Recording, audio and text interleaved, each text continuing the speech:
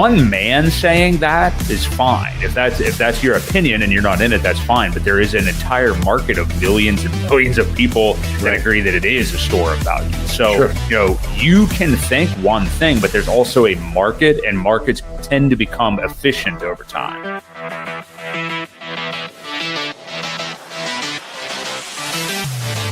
We do know that you will always get paid in Hex on a daily basis. And that is truly the miracle that we call Hex, because it is trustless interest, trustless yield. Nothing will stop that contract from running.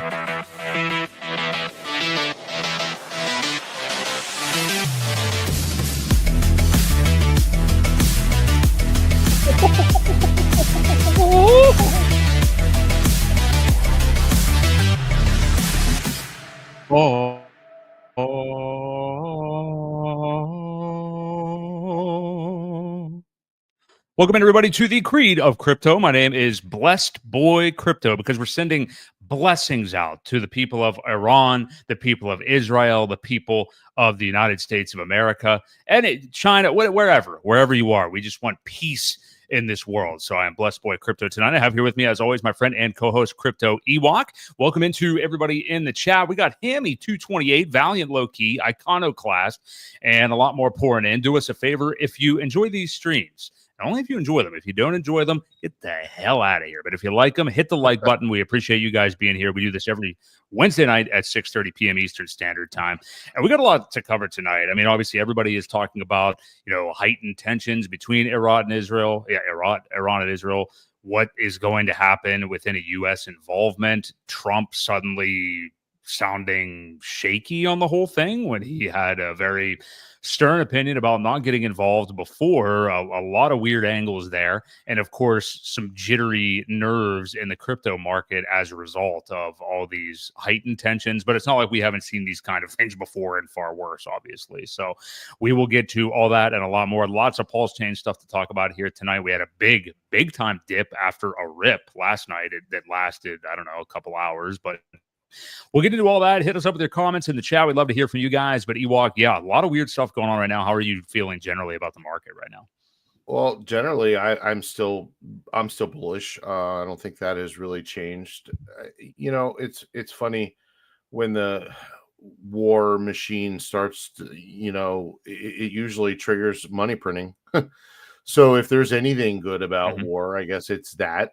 I think Trump is still, he's been very, what's the word I'm looking for? He's bluffed a lot, right? With tariffs, with things like that. I think it's just trying to show strength. And one of the things, I watched a little bit of that Tucker Carlson and what's his name interview. Ted Cruz. Ted Cruz. And he brought up a very good point. is by showing strength, it can resolve a lot of things just by showing strength. So hopefully that's what's going on. And I think a little bit of bluffing here and there can't hurt.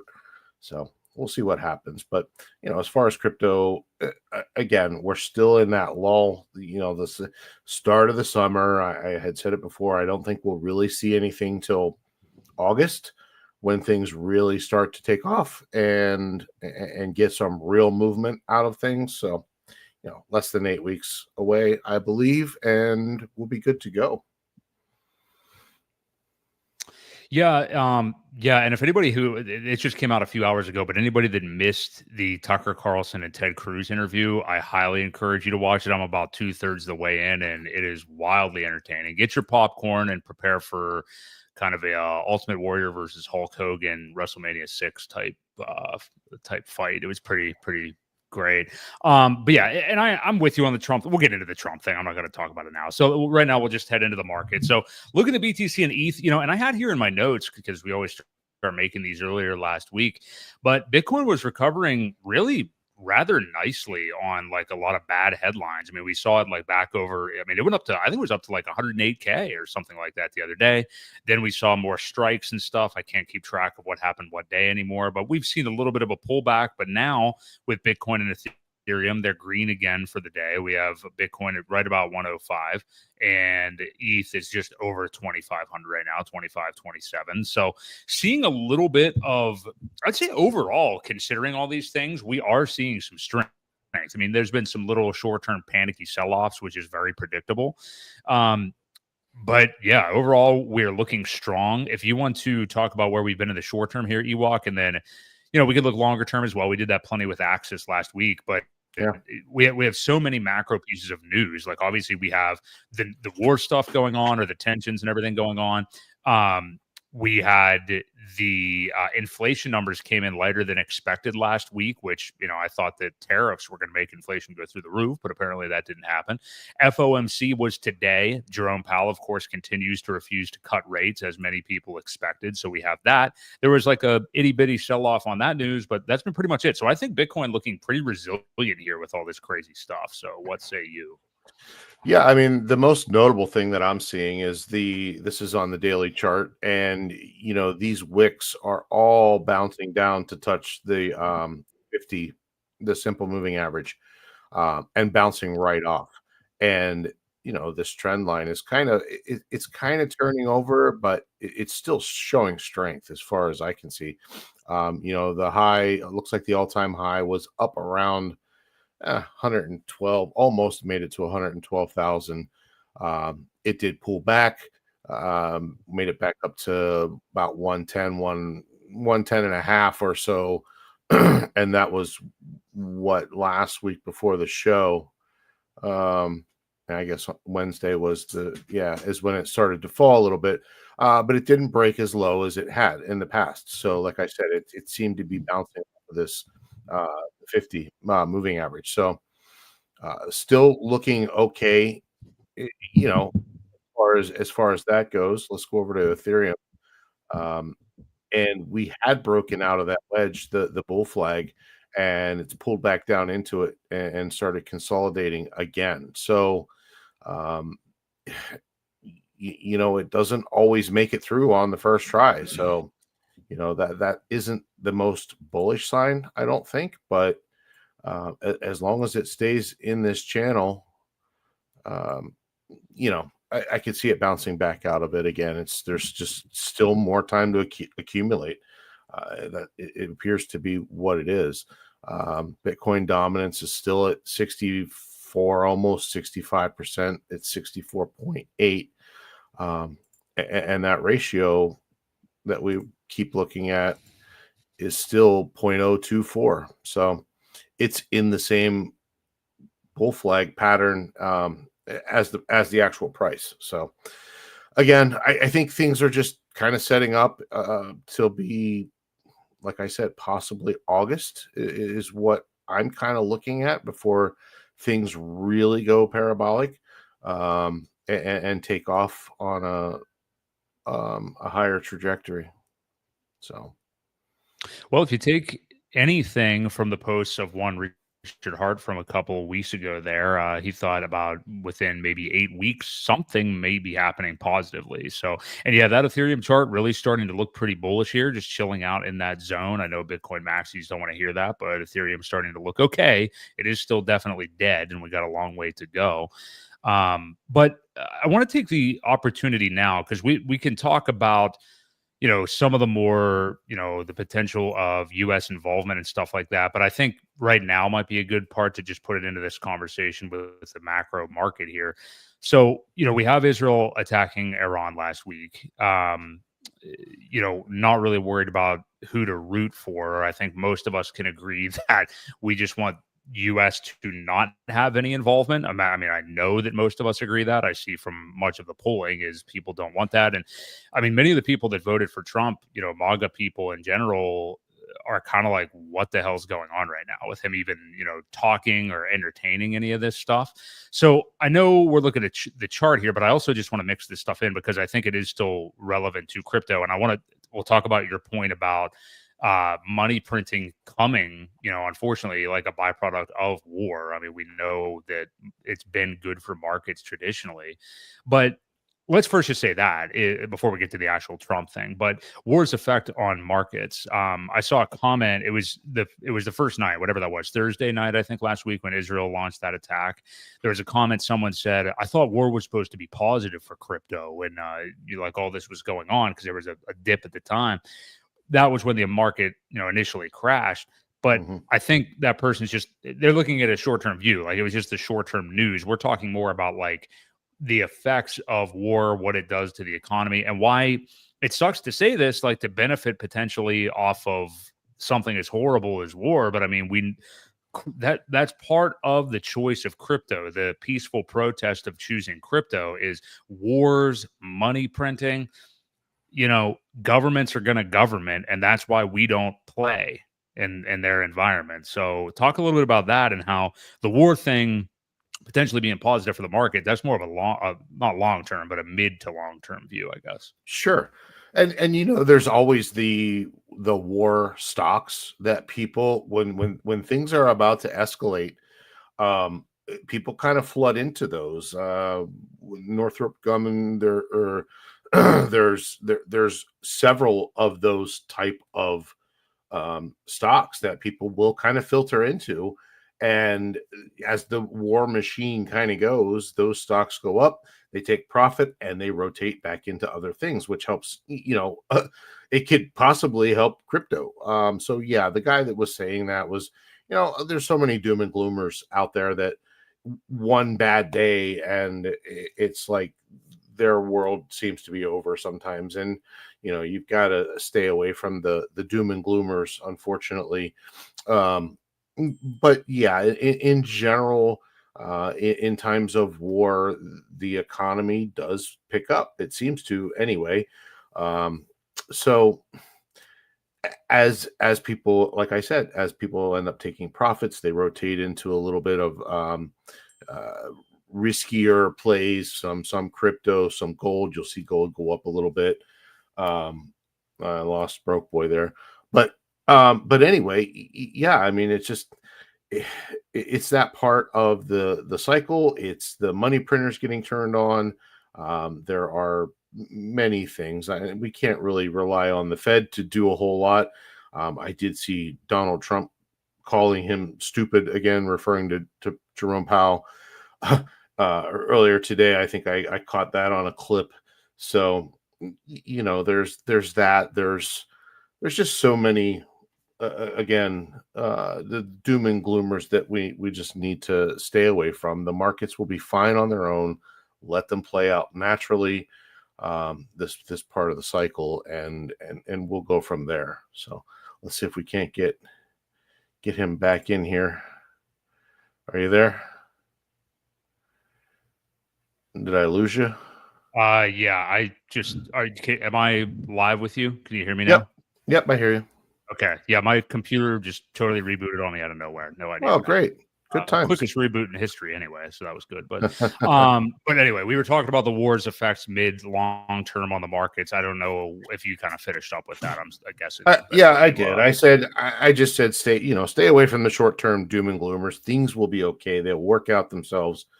People will kind of exit profits as the money printers start. Let me ask you this, and I don't want to get way too down this road. My bad. Let me ask. I don't want to get way too down this road, but let me ask you about the Trump part of it anyway, though, because people are, we obviously talk about politics when it's necessary, kind of on this show, dating back to the election and stuff like that. Obviously, we were pretty much advocates of voting for Trump, as was pretty much, I'd say, almost everybody that's in the chat right now. But what would this change for you, if anything, if Trump, again, I think you made a good point that there's a potential that they could just be posturing some of this because, again, we talked about it with the tariff stuff. Like there is a lot of just negotiating tactics. Maybe he's floating stuff out there publicly that's not really true privately. Let's just say, like, take his words at face value. What if he, is actually looking at getting involved here? Would it change your opinion of him? Would you have regrets? What would you feel about that? Well, no, I don't think it would change my opinion, but it would have to be the right circumstance, right? I mean, if we're being threatened in any way, then I would totally expect some sort of retaliation. As far as getting involved with Israel's business, that's where I kind of have to take a step back and say, all right, do we really belong here? They can surely defend themselves without our help, right? We should have really nothing to do with this. So I'm of the mindset of, listen, it's not our business. I hate getting in wars that we don't really belong in. It doesn't make sense to put our service members' lives at risk. I've just never liked that. Now, if somebody's making direct threats, then and we have to take action, well, God, yeah, absolutely. I think anybody would be okay with the president making that call. So, you know, half of the audience, though, is going to, or not half of our audience, but half of the United States, whoever's against Trump anyway, they're going to find fault, right? So it doesn't matter what he does. If he does involve our people, they're going to be like, I can't believe he's doing this. If he doesn't, then they're going to say, well, why doesn't he get involved in this? He really should. So it's a no-win situation. So, as far as that goes, is his popularity, again, half the country's already out to disagree with whatever he does anyway. So I don't think that's a winning proposition, no matter how you look at it. So Yeah. Yeah, I'm with you. I think a lot of people are just stunned that he's even taking this approach at this point. And I mean, you're seeing, the people that really believed in Trump and for the values he supposedly espoused are very quick to turn their backs if he's going to start this kind of stuff. So, he's also been doing a lot of weird stuff within the media like he does. Like I saw, obviously, Tucker is not a proponent of anything that Trump has been saying. And then Trump's posting like, Tucker called me the other day and apologized. And I'm like, yeah, okay. I don't know if I believe that. But yeah, it is fascinating. And I hope that cooler heads do prevail, as we all do. And I guess we'll just see what happens. Not like we have any other intel other than that. And I agree with that. Look, he's, what I just put up here, you got to talk tough first, then gauge the reaction and then, take action after that if it's necessary. I completely agree with that. Point. Very good point. And that's the negotiating thing. Yeah, exactly. Yeah. Talk tough, see how people are reacting on all sides to it and dial it back if need be. So yeah, that's a good point. As opposed to being pacifist and doing nothing at all from the beginning, Right. So, right. But yeah, in terms of Bitcoin and ETH, things still looking on schedule with Bitcoin. ETH hasn't even run this cycle. Hopefully we still got a long way to go. So we will see how things pick up there. Let's get over to the Pulse Chain ecosystem. And man, has there been some volatility over the last 24 to 48 hours here. Let's see. We've got Pulse right now moving on back up. Although if you looked at this price, like I don't even remember everything's a fever dream. I don't know if this was this morning, yesterday morning, when the hell it was, but we got Pulse at 4 zeros and about a 2,775 right now. It had been at 4 zeros 3,334 off of a pump here a little bit ago. We got Inc at $1.53. We have Pulse X at 4.023. We have Hex at 005, almost 55, but 556. And eHex, I'm scrolling down. We got it at 001736. So it has been a wild day or two in the ecosystem. Again, everything is up and down right now. We're having a lot of volatility as everybody reacts to these, tensions that are rising. But Pulse Chain, there's another catalyst, which we're going to get into in a minute, with a whale ultra big wallet making moves that we're going to get into to see what may be going on there, because there's some juicy stuff as far as that goes. But yeah, what do you make of this? We can look at the Pulse chart if you want, Ewok. And we saw the pump, I think it was this morning. I don't know why I keep forgetting this, but maybe yesterday morning. And totally not just sold off and retraced, but then boom, back below it. We hit another level of support earlier today. At 00 which I think the first time we ever hit that low was back with the Maria Atropa stuff a couple of months back. That's when we saw Pulse get down to those lows, and it has so far bounced off of there, but it went down to a price about 35% off of its all-time low. Warning to everybody, I did make a DCA buy earlier today, so we're likely headed to new lows. I just want to let you know that right now. But yeah, what do you make of these crazy moves here? We'll get in again to the wallet specific sleuthing stuff here in a moment. But yeah, what do you make of it? And if you want to look at the pulse chart, we can do that. Well, before we get to the pulse chart, they've added some. So this is Pulse Coin List that I've been pulling these prices from for charting and everything like that. It's a nice view to see all 5 assets right here. But they have added this fear and greed index, or maybe I just haven't seen it. But the fear and greed and the altcoin season index, and it's still showing only a 22 on the altcoin season. So it's still in Bitcoin season.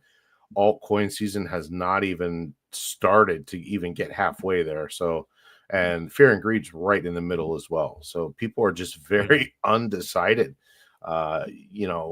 It's very strange. But anyway, I just wanted to bring that up to let people know that it was there. Let's pull up the chart. So, if it loads for me, and we'll get back to take a look at what you were actually just talking about here.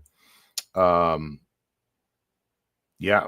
So previous all-time high or all-time low, not all-time, the previous low, I should say, was at about 0.002465 on this last set here. And the good thing is we didn't make it down. This candle did not make it down that far. It stopped right around 2.5 instead of 2.554-ish. Was the low on this last candle. So if anything, it was either testing that range or it didn't quite get there, which is still a bullish thing as far as I'm concerned. And depending on how this plays out, whether it sits here and chops a little bit or it does decide to take another run up, as long as we don't eclipse this previous low, it's still in bullish territory as far as the rise, the pullback, the rise, the pullback. That's the level that I'm really concerned about is the 4.0s 2.48-2.47-ish area. And I think that's super important level to we have to maintain. So, yeah, you said you DCA'd in this afternoon, probably. So hopefully you caught this dip early rather than on its way back up. But yes. Well, I was messaging you about that, and I had some money clear, and we've seen all this volatility. In my initial message to you, because we were starting to be in a downtrend. Like we lost 2.9, we're going to 2.8, 2.7, and I'm like, all right, I know how this goes. I'm going to just sit on my hands for a little bit. And I told you I might just wait a couple of days in some stables, and then I saw I saw the bounce off of the 2.5 area, which I knew was a level that we had some support at before. And I'm like, look, we're 35% up from the all-time low. I'm not going to mess around here. Like it's bouncing off here in case again, I DCA, so we're probably going below this level. But if we do bounce off it, cool, whatever. You're playing the long game. Who gives a shit? I mean, the way I am, like I always, when I get cash to ape in, like in these market conditions and we're this close supposedly to a bull run, I have to do it. I can't sit on my hands. It's hard to do. But yeah, I hope I caught the bottom there, but I guess we'll see. I don't know. Yeah, I hope you did too, actually. So yeah, I mean, so again, as long as we don't break that level, I think we are okay. And I do believe there are some benevolent folks out there that are protecting prices at this point. May not be ready to go full ape shit in, but do need to protect certain levels so that when the time comes, it's much easier to run away with things. I do have a feeling with the way the waves have been, the run up and then pull back, run up, pull back. I do have this feeling back to the hex chart almost, where when that was happening and there were some 60-70% pullbacks, and then you saw a crazy god candle, and a lot of people got left behind. And I kind of see that setup happening, actually. So, Mm. it's one of those things where if you're playing the market right now instead of just kind of DCAing on certain buys, you are putting yourself at risk for having to buy it and having a much lower position, as far as I'm concerned. Yeah, I think so too.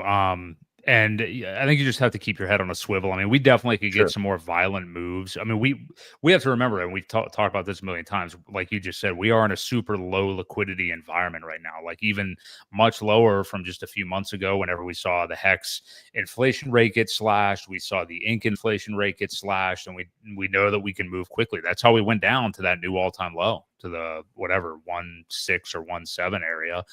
Yeah. And it very well could shoot right back up the other way. I mean, that's what I keep telling myself anyway. So, yeah, you just have to be careful, and we could get another violent move. So, did you want to look at anything else within the ecosystem before we tackle that kind of main topic here ish of the whale we're seeing?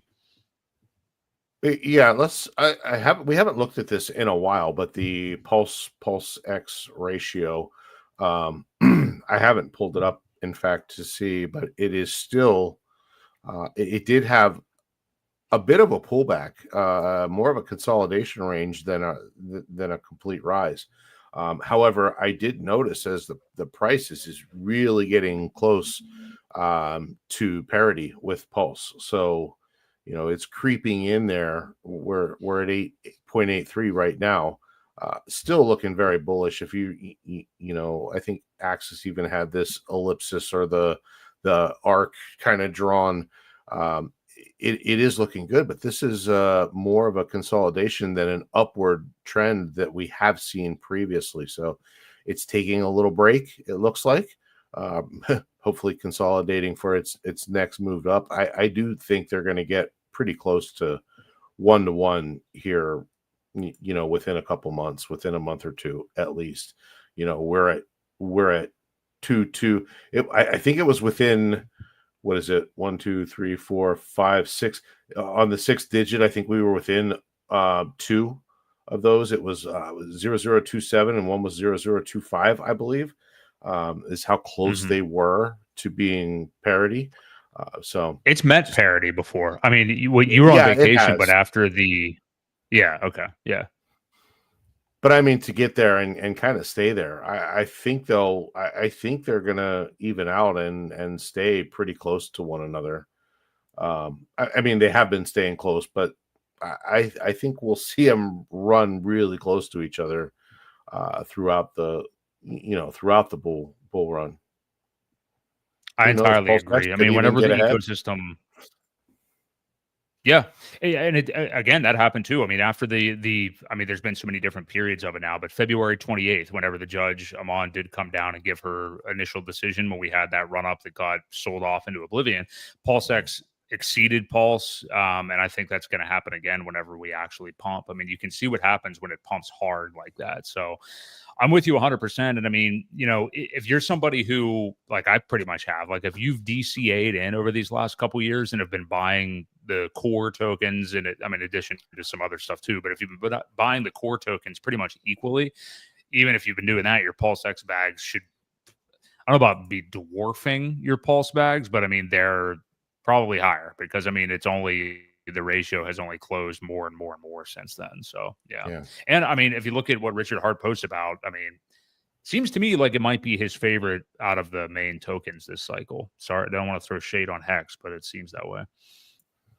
Well, I think he still loves the Hex, but out of the new creations, I do agree with you that Pulse X is definitely probably the favorite of his, just because of the buy and burn. I mean, it is so powerful with the with the amount of tokens that are burned currently, and it only gets stronger the more volume that happens.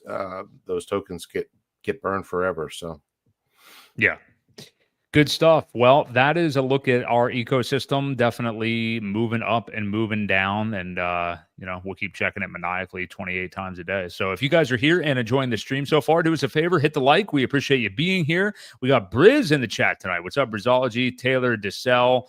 We've got Checks My Pulse, of course, Access Alive joining in the chat, and a lot more. So we appreciate all of you guys being here tonight.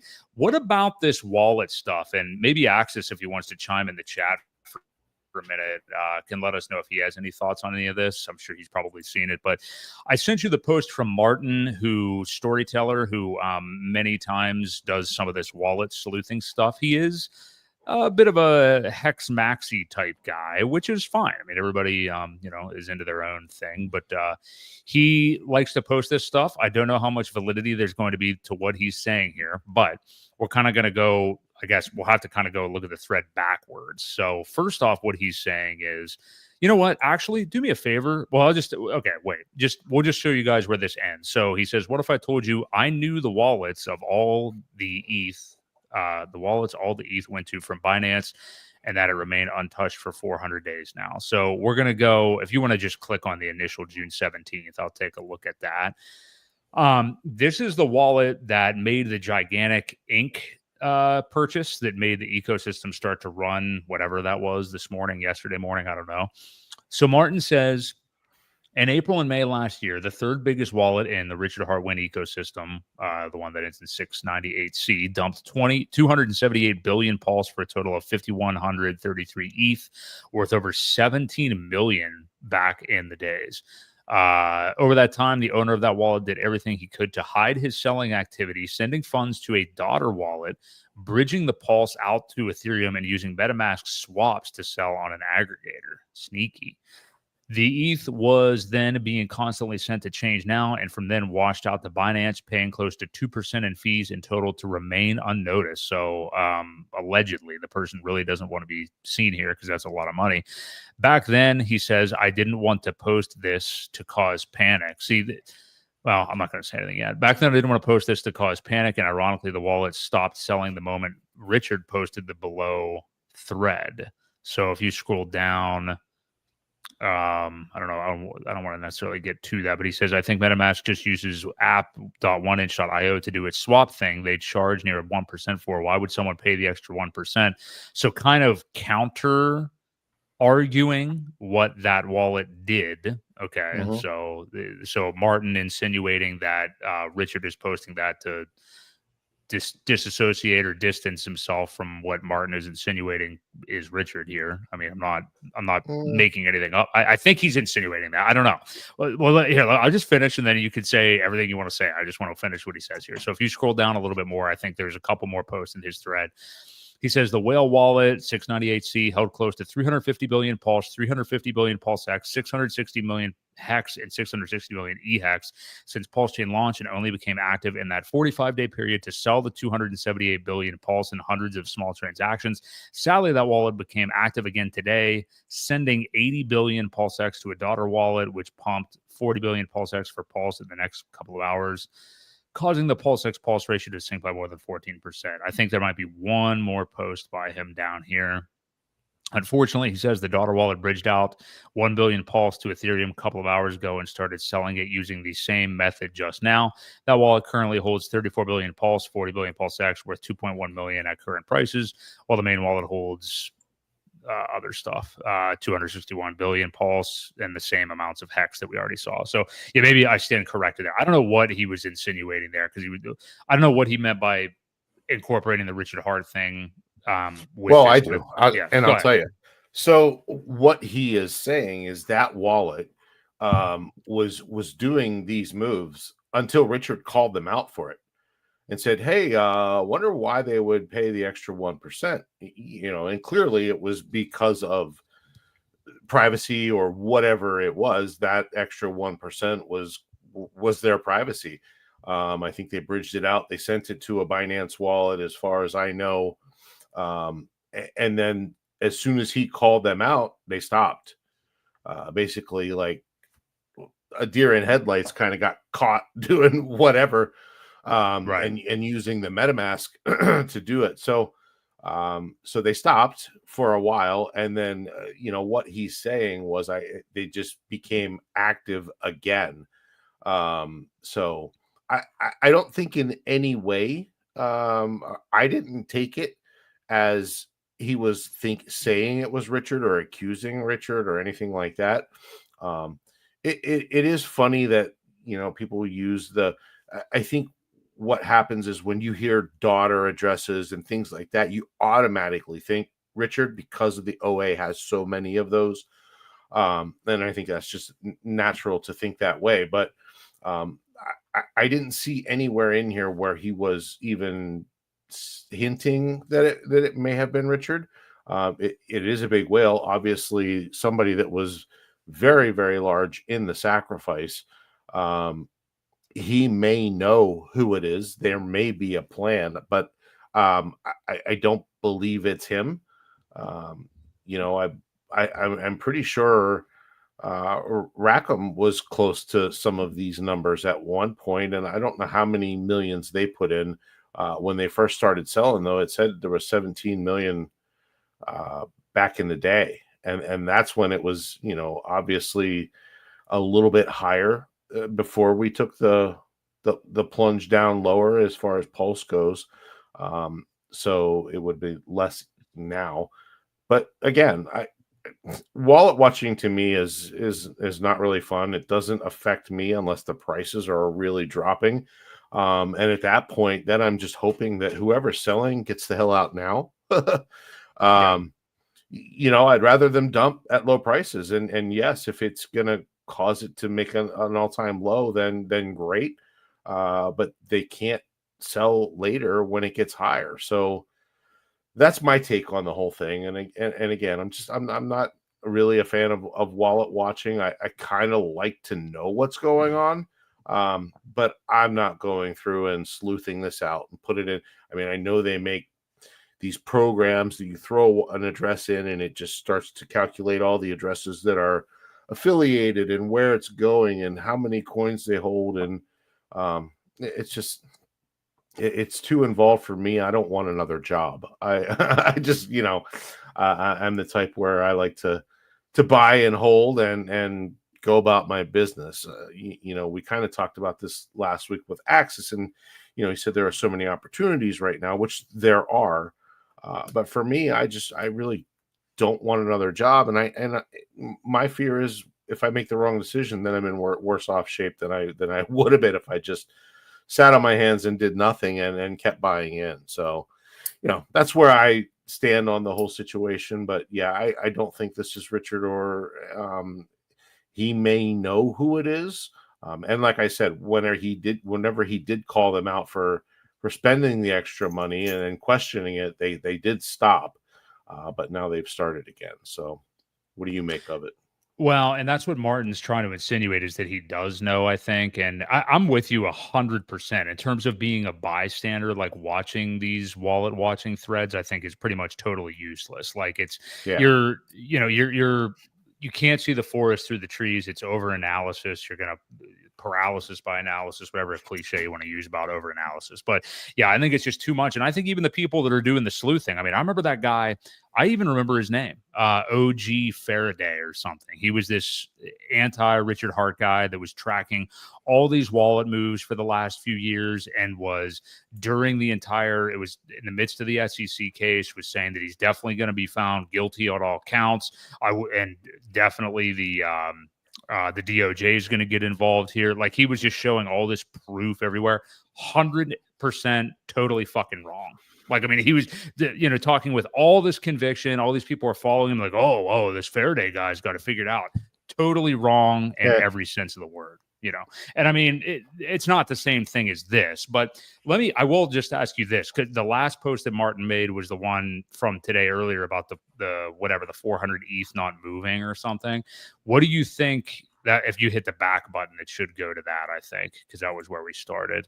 What have I told you? I knew the wallets where all the ETH went to from Binance. So what do you, I don't even know if I give a shit, but he does a smiley face thing at the end. Like, what do you think he's trying to say here? Does he just want attention? I don't really know.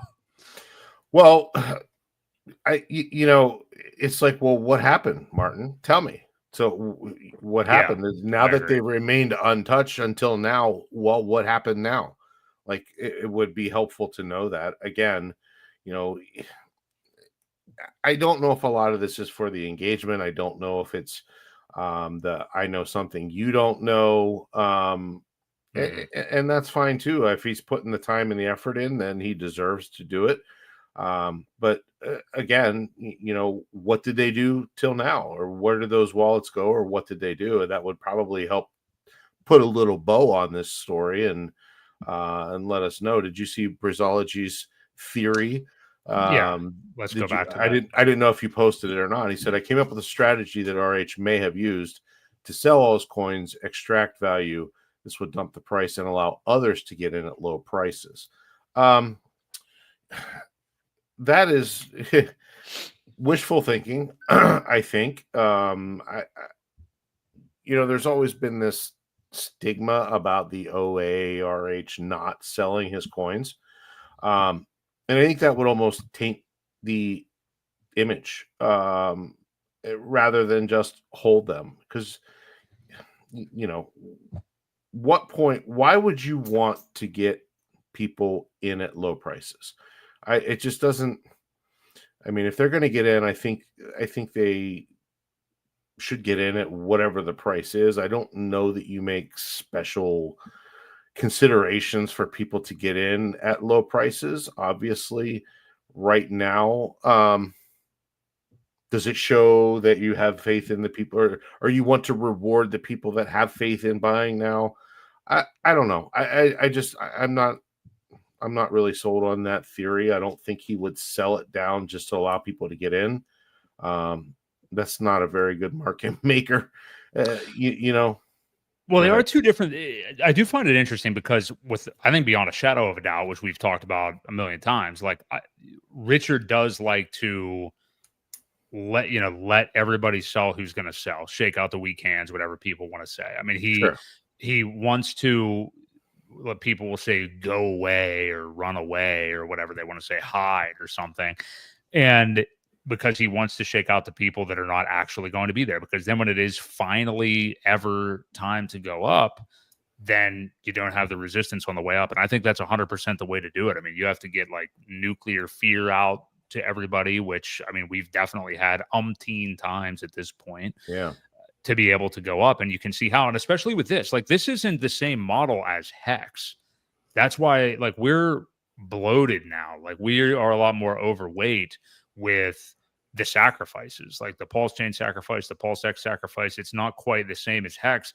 So there's even more of that dead weight to extract, or not extract, but like get rid of, that is going to being gotten rid of anyway. But I agree with you that it's two different things, like letting everybody sell versus dumping purposefully. I don't know if he would go to those distances. Yeah. And this is kind of what I was saying. Axis kind of made a point about his own token is the last one he would sell.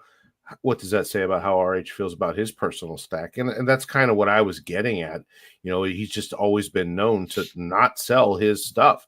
He's dumped PDI. He's dumped a lot of other things that were, that he didn't seem to care about or whatever. We all know that those have sold. But there's very, very few or any proof that I've seen that he's really dumped any of his own tokens. Now, he may have had his own personal wallets that weren't OA or whatever. They may be kind of tied back to him somehow that claim that he sold. We know there was some ETH that moved from the treasury or and even from the adoption amplifier early. But yeah, I don't know. I don't see him selling his coins at this point anyway. Yeah, I get what you're saying, Briz. Yeah, you're saying like extract the value and bring it back later on in the bull market. I mean, I don't know. I mean, Richard Hart definitely has made some pretty advanced moves as we've seen in the past. I don't know if we can say that for sure, but I'm open to the idea. Who knows? Yeah, and we've always said he's got a plan. He does. He is so well thought out with everything that he does, with the way he speaks, with the way he talks in his videos. He's been planning this ahead. So there is a method to the madness. We just obviously don't know what it is, but yeah, it's an interesting take on it. I just wish Martin would have closed out his story and told us, well, what did they do? What did they do? You got to tune in. You got to tune in next week. Watch. That's right. Yeah, as the world turns with storyteller Martin. Yeah. So yeah, we will wait and see what else we can find out there. But interesting stuff nonetheless. So we're going to move on to another topic now, but that is interesting for sure. We got RH Max in the house. Sup, gents? Welcome to you. Actually, perfect timing. Let's use RH Max. Let's use Axis Alive. They're both here tonight.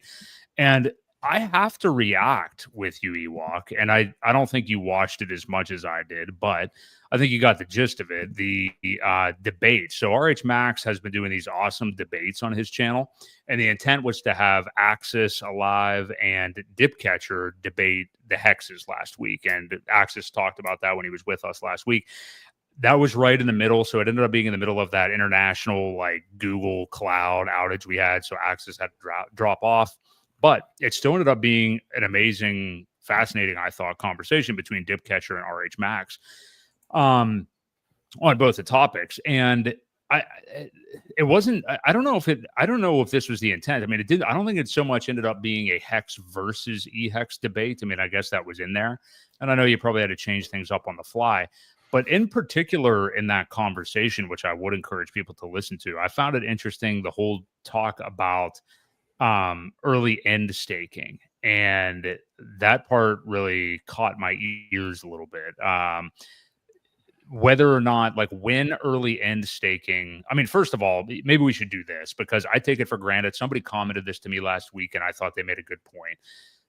We don't talk enough even about hex staking, I don't think, anymore, and like what you can't talk about the whole nuance of the contract, or we would be here a little while. But essentially, why don't you do quick elevator pitch of the hex staking contract, but specifically how it relates to the limits, basically, the penalties for early end staking. If you want to give a couple examples real quick.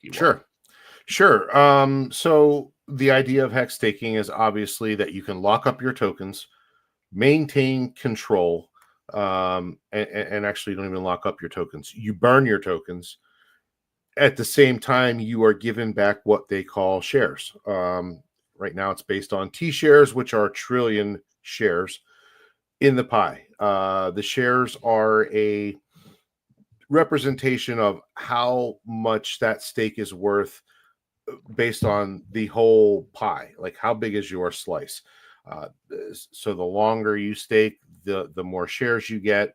I believe every 5 years you get an extra X. So 5 years, you're basically on a 2X. 10 years is a 3X. And that's as far as it goes. You can stake up to 15 years. There is no bonus from 10 to 15, except for the fact that you essentially lock that rate in for 5 extra years. There is an option when you stake that you can early end stake.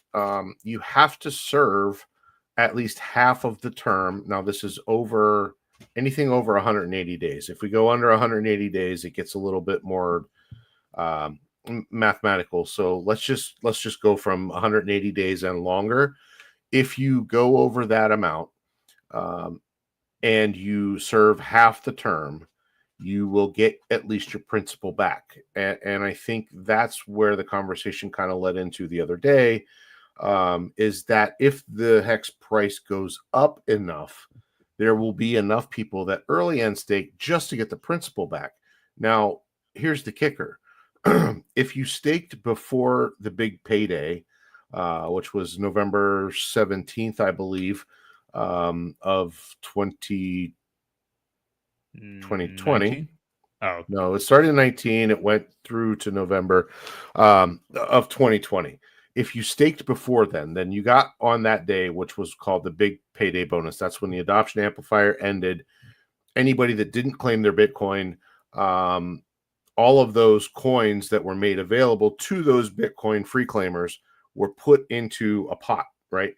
And then depending on who was staked at that time, that determined who got rewarded on the big payday bonus. Now, you have to finish your stake to get that big payday bonus. If you emergency end stake, you lose it all. The big payday bonus, all the yield that you've earned. And again, you have to go at least 50% of your stake to even get your principal back. If you don't go 50%, you start losing the principal too. So not only do you lose all the yield that you had earned so far, but you will start digging into principal if you haven't at least served 50% of your time.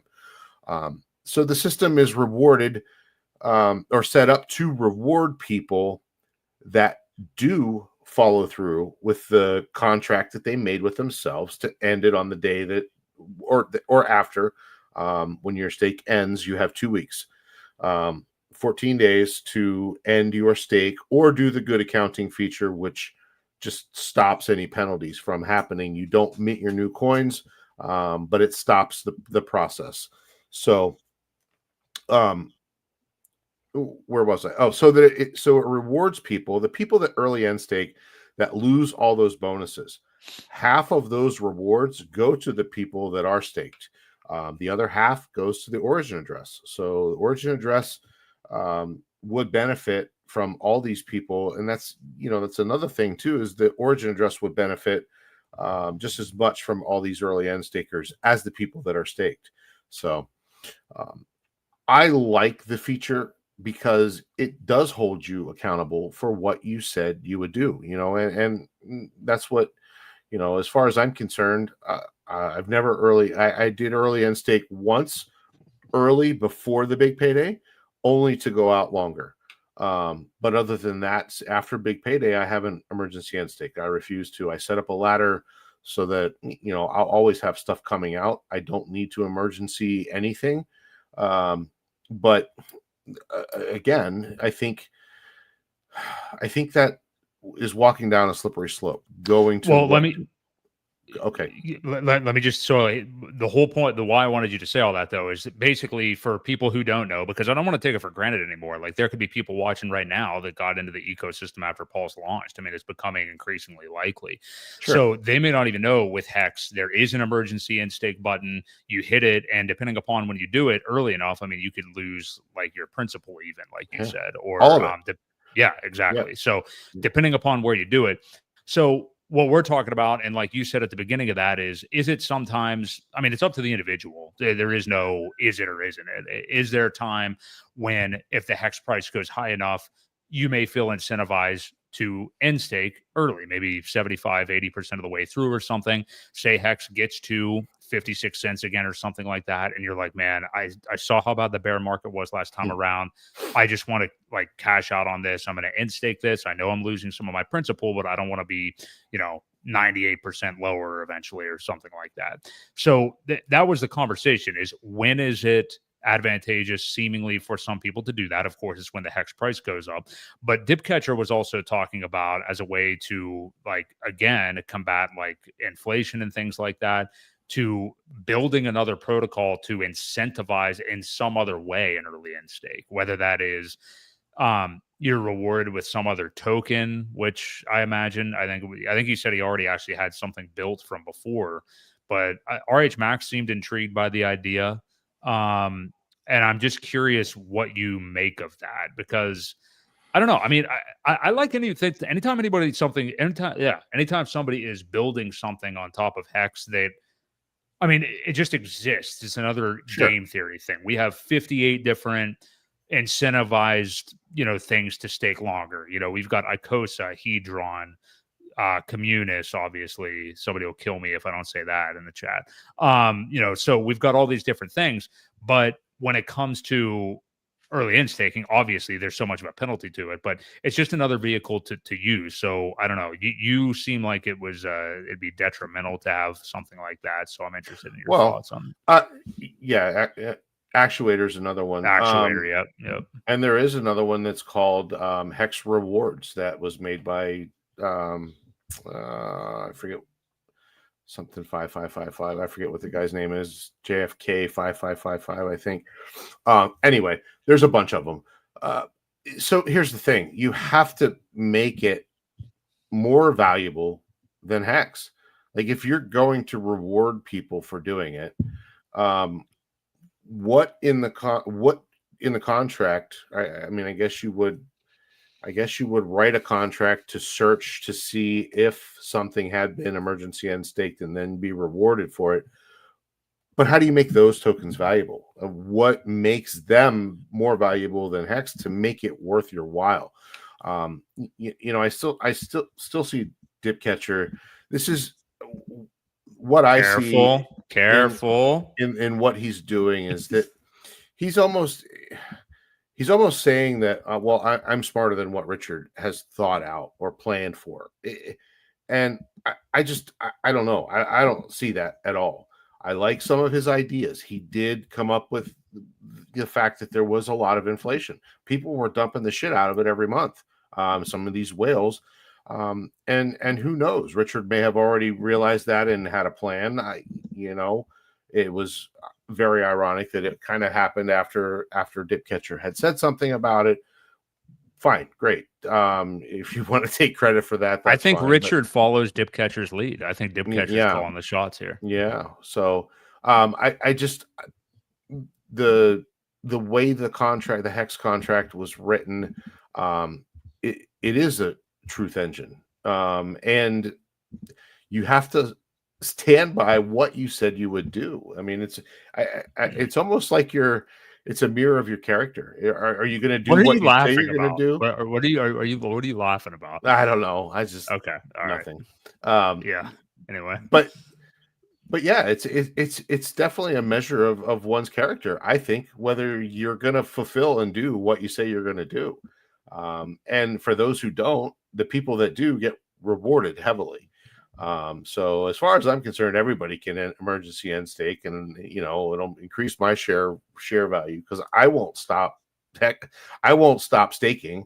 I make a new stake every month. In fact, for 5555, I still do them. So call me crazy, call me whatever, but I have a 15-year ladder that will go out forever. But yeah, so anyway, I'm just not a fan. I'm not a fan of encouraging it because the big stakers are going to benefit from that as well. Maybe he has a lot of stakes. Maybe it's a backhanded way of him saying, well, this is a way to not only stop inflation, but increase my share rate and the payouts that I'm going to get. It's just, you have to be careful of what others are pushing for other people to do, because does it benefit them? Is there a way that it benefits them? I can't see them just doing it for charity. There's got to be a reason other than to slow down the inflation, which already has. Richard took care of that by staking a large portion of the OA stack. That also knocks out the ability for that entity to sell. So the whole ecosystem has gotten a lot better. Yes, the rewards have gone down, but what if the price of it starts to skyrocket because of it? It makes up for that low inflation because the price now makes up for that. So I don't know. I still think it was a wonderful design. I haven't seen any problems with it. And I don't like to incentivize things that will break why the contract was invented in the first place.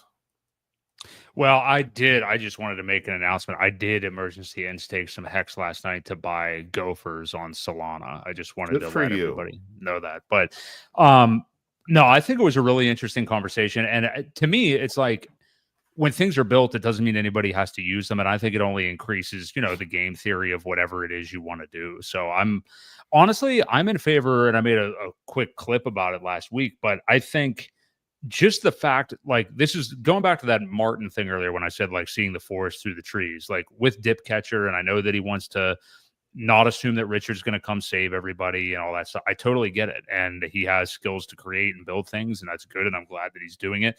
But I think just zooming out even further, just the fact that we even have a community that is having a debate like that, that is impassioned, and we have all these people here constantly talking about it and everything after the price action that we've seen. I mean, that to me is a bigger deal than should we build something else to make Hex more optimal or not. You know what I mean? That's just, but I'm glad it's happening. I'm glad we have these debates going on. And again, shout out RH Max for doing all those. I guess it sounds like. Can I give one more take on that whole conversation? There was one more thing that I kind of found interesting. There was just a snippet of the discussion they were having when Max asked him if he trusted RH, and he said yes. But then he kind of slowly backed it around as to, so I want to build this because I don't. It was kind of a backhanded "I trust RH." Yeah. Do you remember that part, or did you see that? I don't know. part? I don't know if I noticed that or not. But Okay. I Well, mean, it was just yeah. interesting. Well, how he says he trusts him, but then it was in a very backhanded way. But anyway, I Well, just I mean, wanted. clearly I am aware that Dip Catcher is not a fan of a lot of things Richard Hart has done. So I mean, I'm not surprised by that. And Yeah. again, and I get where he's coming from. Like I share the sentiment that he does of a lot of people that just kind of whine and cry while pressing sell, Sure. or are just purely cheerleaders that don't build anything and it seem like they're just led by delusion. I get that, but he has one of those flaws that very smart people have. You're muted.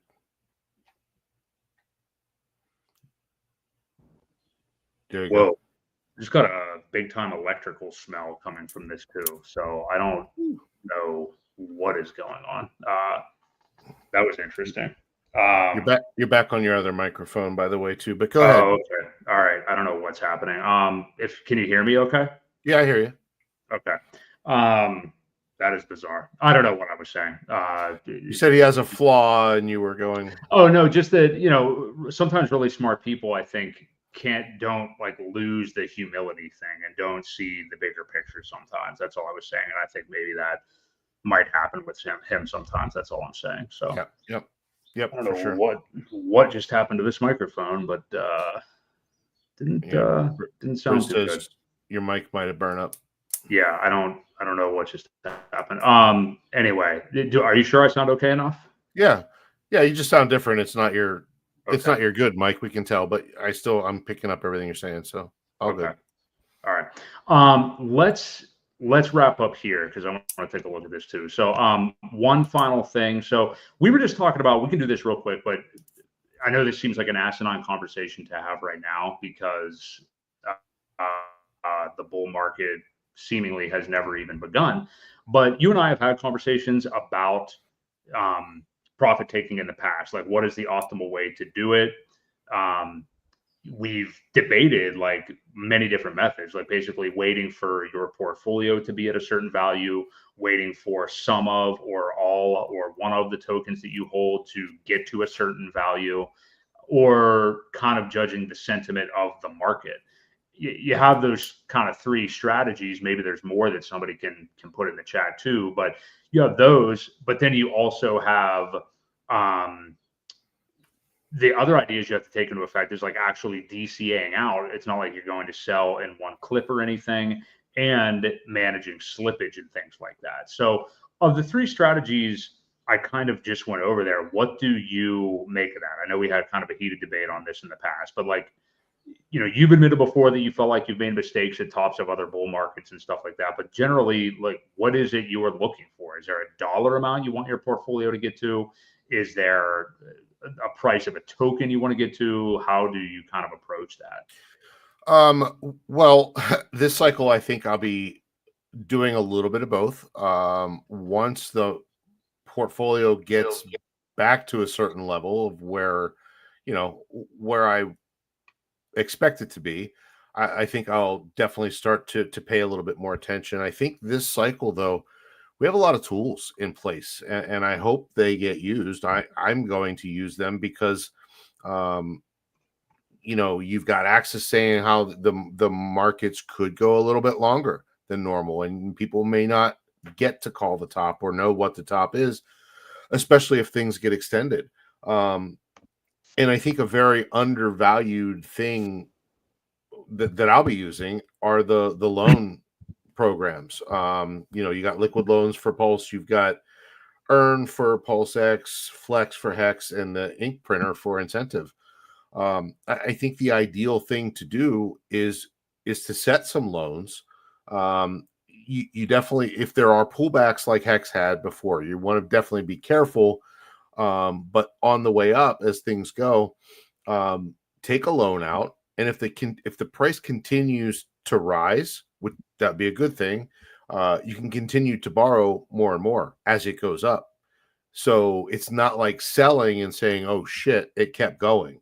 You know what I mean? I think you can Mhm. capitalize on the fact that it's still going up, and that original loan that you made, as long as you don't do it at a very top where there's a pullback, and then it continues to run. As long as you don't get liquidated, if you set the parameters to where you have enough over collateralization, that you do have a little bit of, yeah, I hear you, your mic now. You do hear that? Okay. Yeah, Yeah. Wow. yeah, Okay. you're good there. Sorry. So Go ahead. Go ahead. Go just be ahead. careful in case it did surge. But either way, Yeah. if you have over collateralization and it continues to run, you can continue to pull some value out of that as it goes up, and hopefully you do get a better chance of catching a top. Um, you can continue to extract here and there as it runs, and you're not so worried about saying, all right, I got to hit the top exactly, or as close to it as possible. I think the loan programs are going to be very good for that.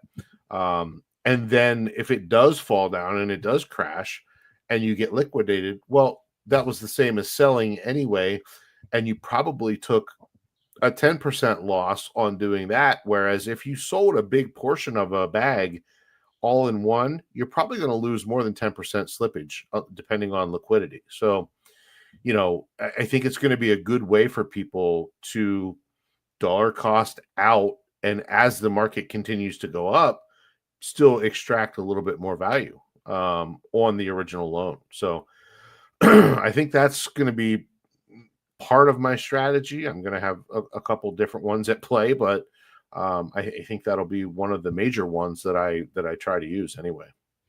I think that is definitely a great strategy. Anytime that you can avoid, the potential slippage, obviously tax implications and stuff like that.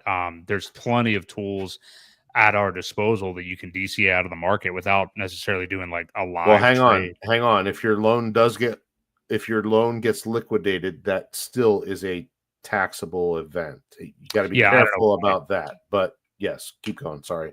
I didn't mean to go down the tax road. I didn't mean that as much, but just other ways of doing things that are easier, more advantageous. You don't have to be right there at your computer doing them.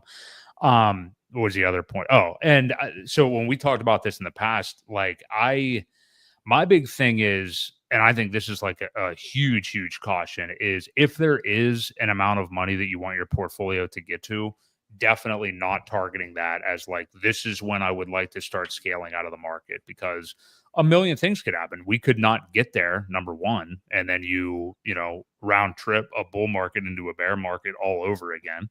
Um, I think it's a good idea to have in your mind an amount of money that you would like to have to reach your goals, obviously, and then like literally I have like a document with exactly what I want everything to look like, how much I want it to be, what I would do with it as soon as that happened. I think you have to have a very sturdy plan like that, but you also have to plan for alternate scenarios. Like, what if you don't get there? What if it's more than that? And how you're still going to treat it. That's why, like, to me, I would much prefer scaling out of stuff when it seems as if the sentiment of the bull market is super high, rather than looking at any specific price or anything. Even if you have, very sturdy price targets in mind that you think you're going to reach or something like that, I would just rather rely on sentiment, because Sure. that way I don't think you can really get broken. You know what I mean? Well, you can get broken when sentiment starts to take off and people are screenshotting their profiles or their portfolio every day. Things are heating up. But again, if you sell too early and it runs away from you, then you're kicking yourself. There is nothing Well, wrong, obviously, with taking profits. Anything more than what you bought in for, you can't complain about, right?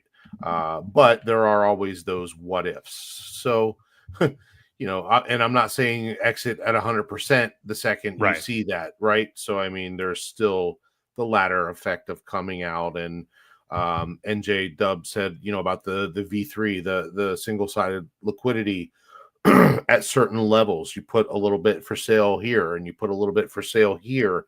And if it hits that level and you exit out, people are buying into your liquidity that way. So, that is another strategy that works very well. So yeah.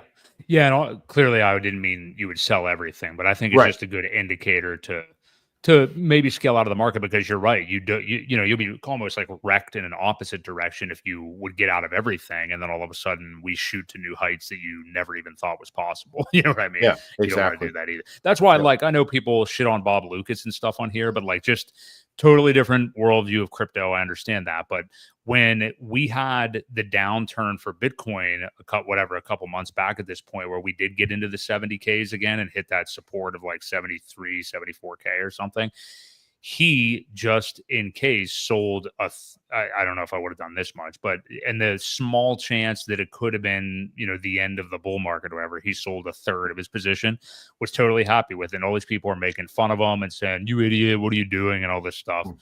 But it's part of his plan. Like, he doesn't give a shit. Like, Right. that's what the plan was. He's still majority in the market, and I would have defended him on that, because I understood where he followed a plan that he had, and he Sure. de-risked at a pre-planned condition. Yep. And yeah, anyway, Exactly. what do you got from Dr. President there? Well, I just want to answer this question. It says, noob question: can someone clarify, are there actually two separate hex coins on Pulse Chain?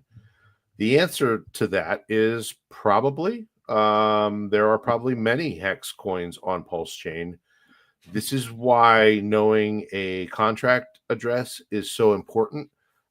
There's only one real hex on Pulse Chain, and that is the one that was forked over from Ethereum when Pulse Chain was created. So the best way to do it is probably go to hex.com. I would imagine the contract address is there. What I was going to say, you took that maybe a little different way than I did. Yeah, Briz is answering it the way that I thought Dr. President might have been meaning. There is hex. Well, here I was putting up Briz's response. There is hex native to. Sorry, go ahead and do the Briz one. I'll stay off. Yeah, you can buy both on Pulse Chain. So there is hex, hex from Ethereum, which was the original hex, and then you have hex that launched when Pulse Chain launched. So there is a hex on Pulse Chain, there is a hex on Ethereum. They're not the same price.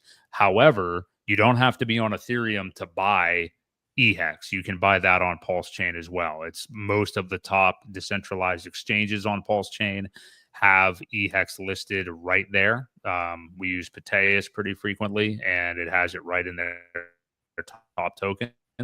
So those are the two official, like that's hex on Pulse Chain, hex from Ethereum, that you can buy on Ethereum or on Pulse Chain. And I don't even know if we should go down the road you were going down, Ewok.